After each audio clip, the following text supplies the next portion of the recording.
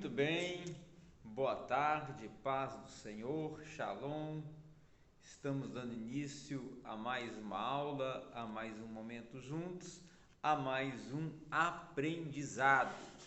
E hoje, dando continuidade àquela série de aulas, que estamos apresentando e estamos também propondo dentro da proposta de uma especialização em Novo Testamento fornecida para um abençoado pastor que nós conhecemos, que é o pastor Márcio Malvécio. Meus prezados, nós hoje vamos entrar dentro do contexto, do conteúdo da escatologia neotestamentária referente à escatologia dos evangelhos. Quando falamos da escatologia dos evangelhos, nós estamos falando da escatologia ensinada, desenvolvida, avaliada e promulgada por Cristo Jesus, que seria a escatologia na perspectiva, na percepção e no contexto dos ensinos de Jesus. Os evangelhos, como eles trabalham dentro de uma realidade relacionada ao povo judeu e ao povo gentil, então automaticamente nós vamos ver que principalmente dentro do maior volume escatológico dos evangelhos, que se encontra no livro ou no evangelho de Mateus e o outro no evangelho de Lucas, nós podemos dividir em dois blocos, ou seja, a escatologia de Mateus para os judeus, a escatologia de Lucas para gentios, mas não totalmente vir a credibilizar ou acreditar essa escatologia integral de Mateus totalmente para judeus e Lucas totalmente para gentios. Por quê? Porque entre esses dois povos, judeus e gentios, temos a igreja, o rebanho de Cristo, o povo de Deus, povo no sentido de salvos em Cristo. E este grupo, esta parte, este corpo que é a igreja, nós temos que distinguir de judeus e gentios, eles estão inseridos tanto na escatologia de Mateus como na escatologia de Lucas. E aí você me pergunta, e a escatologia de Marcos? E a escatologia de João? Elas estão trabalhando como suporte para a escatologia de Mateus e para a escatologia de Lucas. Até porque a escatologia de João, ela tem uma perspectiva de uma escatologia realizada, como defende Joaquim Jeremias. Agora, a escatologia marcana de Marcos, ela vai estar em paralelo entre Mateus e Lucas. Então, nós temos que distinguir mais essa questão dos povos, tá? Judeus, gentios e igreja. Então, quando trabalhamos a escatologia, principalmente de Mateus, é uma escatologia judaica. É uma escatologia que ela tem muitas relações com o contexto apocalíptico do Antigo Testamento, com a apocalíptica judaica, que é relacionada ou direcionada ao contexto aplicativo das profecias de Daniel, Ezequiel, Jeremias e também do grupo dos profetas menores, a saber Zacarias, a saber Sofonias, Joel. Então, automaticamente, essa questão ela é muito importante para nós distinguirmos os caminhos que está procedendo na sua interpretação e descrição escatológica dentro do seu evangelho, Mateus.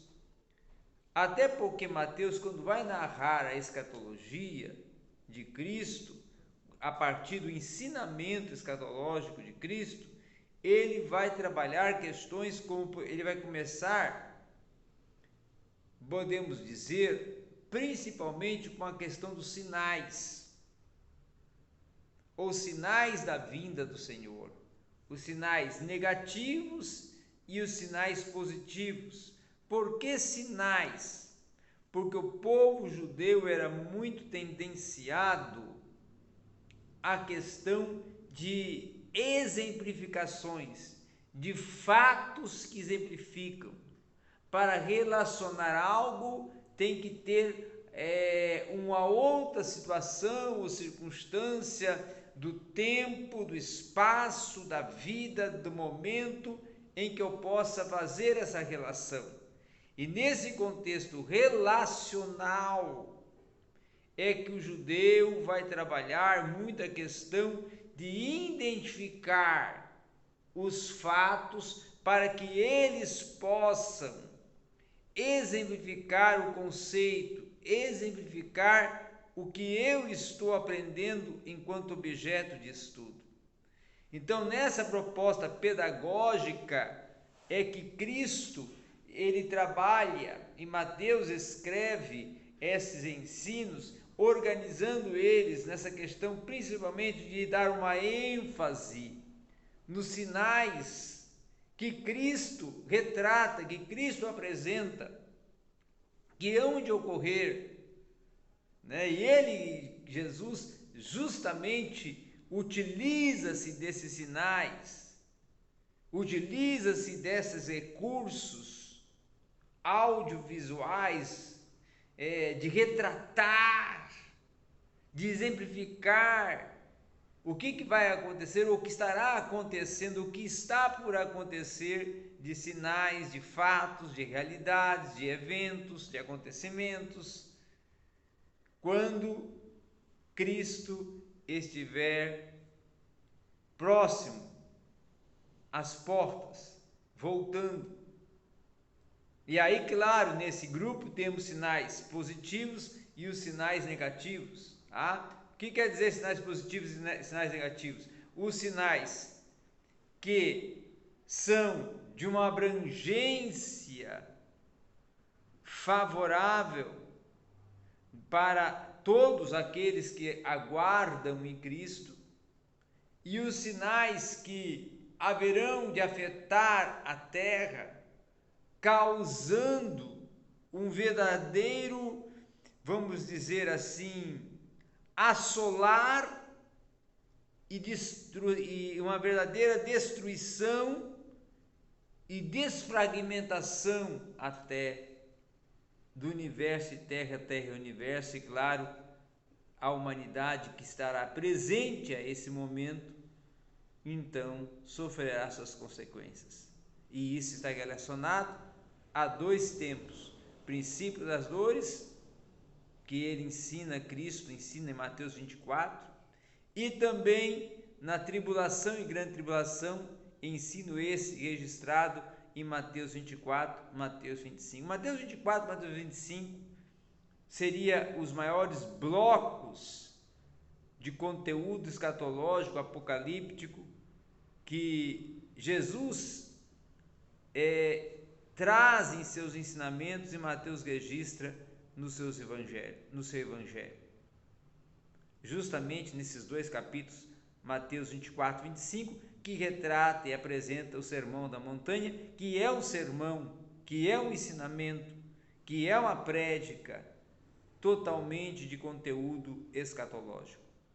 Na sequência, nós vamos ver a revisão das sessões anteriores, que vai ocorrer justamente nos versículos ainda 27 e 28, lá de Mateus 25, quando ele vai enfatizar as questões pertinentes à volta de Jesus, as questões mais notórias, perceptíveis, enfáticas, Mas também nós temos, dentro desse contexto de Mateus e dos evangelhos, tanto Mateus como Lucas trabalharem a questão do arrebatamento, né, do momento em que haverá a separação do salvo e do ímpio, o ímpio ficando e o salvo subindo, o ímpio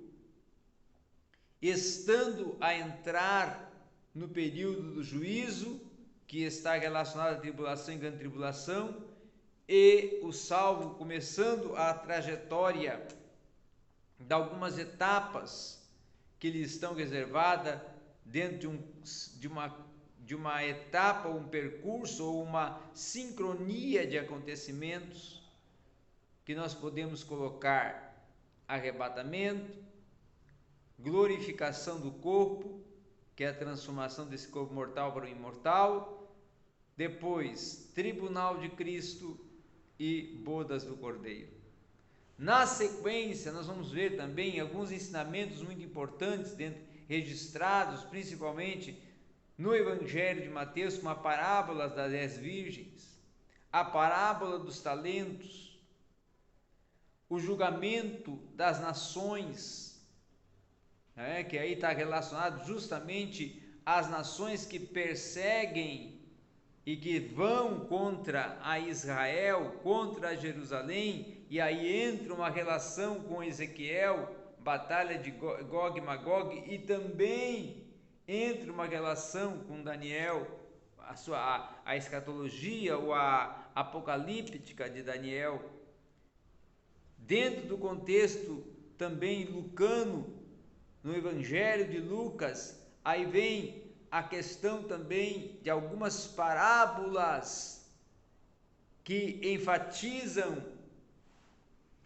esta escatologia mais global, que Lucas vai estar particularizando para o contexto total do povo gentio.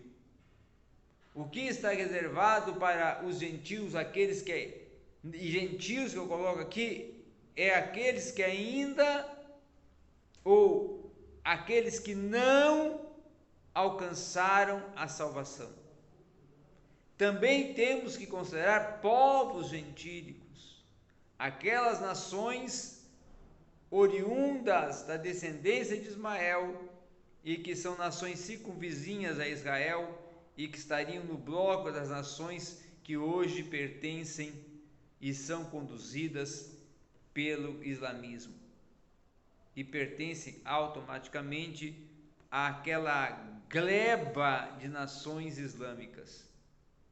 Então, nesse contexto é que ocorre todo um desencadear de acontecimentos que Lucas registra, relacionando o que está reservado ao povo que pertence a Deus, e aí Lucas inclui a igreja, e ao povo que não pertence, que não está no contexto de formação, de salvação e da condição de separados, de santos, pertencendo à igreja, e a igreja é essa invisível, a igreja que só Cristo olha, o que só Cristo sabe, os salvos que só Cristo sabe quem são, e fica muito claro isso no Evangelho de Lucas, quando ele assim está retratando, descrevendo, está enfatizando toda a reverberação, o reverberar de Cristo para a sua igreja, para os salvos em Cristo, e a separação da igreja, do povo eleito, povo escolhido, povo salvo, redimido, para aqueles que perderam a salvação por não terem colocado prioridade para suas vidas, seguir a Jesus, estar com Cristo, abandonar a prática do pecado, viver uma vida com Cristo, estar com Cristo, como disse Paulo, é a maior benécia e o melhor momento e o melhor prazer para a vida, não é? é a grande certeza que nos remete à perfeita e bendita esperança. Com isso, fica muito claro e latente essa propositura no contexto do Evangelho de Lucas, quando retrata a diferença dos acontecimentos escatológicos reservados para a igreja, que são os acontecimentos triunfadores, são os acontecimentos recompensadores, são os acontecimentos de conquistas, de realizações, de condecoração da vida eterna, do galardão, da coroa, dos talentos e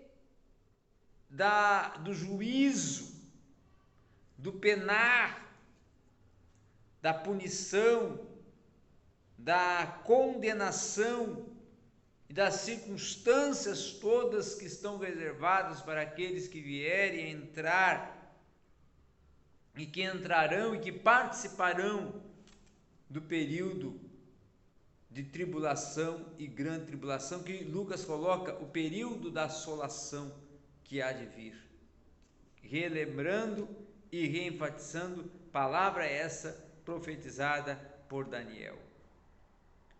Um outro fato importante dentro desse contexto escatológico dos evangelhos, para que possamos ter um entendimento ainda muito mais amplo dessa proposta vamos dizer assim, da escatologia dos evangelhos, é justamente nós pensarmos aqui e relacionarmos que o papel de Jesus como Filho do Homem tem 3 fases. E aí essas 3 fases situam o contexto escatológico. A primeira fase é a atividade na terra, a missão de Cristo. A segunda fase é o seu sofrimento na cruz do Calvário, a expiação para a redenção da humanidade e perdão dos pecados. E a terceira fase é preparar o local, como fala João 14. O qual local? O céu. O qual local? A moradia futura. O que está reservado, que já está preparado, já está. Mas João exemplifica nesse fato como Jesus estivesse falando: ó, vou vos preparar lugar. E essa preparação não quer dizer que ainda vai, mas já está pronto, mas tem tempo para esse acontecimento. E quando o tempo chegar, então entraremos no local preparado. Entraremos no local que é o tabernáculo não feito por mãos humanas, mas celestiais. E este é o local da habitação eterna, dos céus, mas não os céus estelar, mas o céu da glória de Cristo, da presença dele. E então é nesse momento que ocorre a terceira fase: buscar a sua noiva e levar a sua noiva para estar consigo para sempre. Então, nós podemos dizer que nessa abrangência, a missão de Cristo é uma missão que culmina no arrebatamento, que culmina nos ares, que culmina no retorno da segunda fase da sua vinda, não só no arrebatamento, mas também na vinda dele para, então, num contexto pré-tribulacionista e pré-milenista, inaugurar o milênio e dar fim à batalha do Armagedon. E essa é uma implicação reverberada, documentada e registrada por Marcos também, no seu evangelho, aonde ele trabalha esse contexto em alguns momentos do seu evangelho, principalmente Marcos 10 até Marcos 11, 9, 10 e 11. E nós podemos ver que essa escatologia de Marcos não tem uma grande intensidade de conteúdo, mas ela vai ampliando o pensamento, vai ampliando a proposta, vai ampliando o sentimento de todos os contextos de ensinamento propostos e apresentados por Cristo na escatologia registrada e reverberada nos evangelhos. E que nós temos que ter de certeza e convicção que a escatologia de Cristo é uma escatologia que converge para a restauração da humanidade, que converge para a separação do justo e do ímpio, que converte para a salvação, redenção, glorificação, o ápice da glorificação, e no outro bloco a condenação e o juízo para o pecador que não se arrepende, e para o pecador que não se arrependeu, e para aquele que não serviu e não esteve com Cristo. É isso que nós precisamos entender, que seria uma escatologia mais efetivada, uma escatologia que não colocaríamos dentro de uma proposta dispensacionalista de etapas cronológicas, mas uma escatologia pedagógica, aonde Jesus vai ensinando dentro da sua didática, do seu projeto de ensino para os seus discípulos, o que está por ocorrer e o que devemos fazer e como devemos proceder quando essas coisas estiverem por acontecer. E quando elas estiverem acontecendo, os resultados que irão trazer, as consequências que vão trazer, quais são os benefícios, os resultados que trarão para os salvos e para os não salvos, o que está reservado para judeus e para gentios, e o que está pronto e preparado para a igreja triunfante, que irá ao encontro dele nos ares. É essa a proposta do conteúdo pedagógico e didático que Jesus utiliza na sua escatologia descrita, trabalhada e proposta de uma forma de sermões que ele profere na montanha e que ele profere também nos seus momentos de diálogo e ensino para com seus discípulos no tempo da preparação e no tempo do semear da salvação. Era isso que nós tínhamos para hoje e esperamos que esta aula lhe tenha ampliado as percepções escatológicas.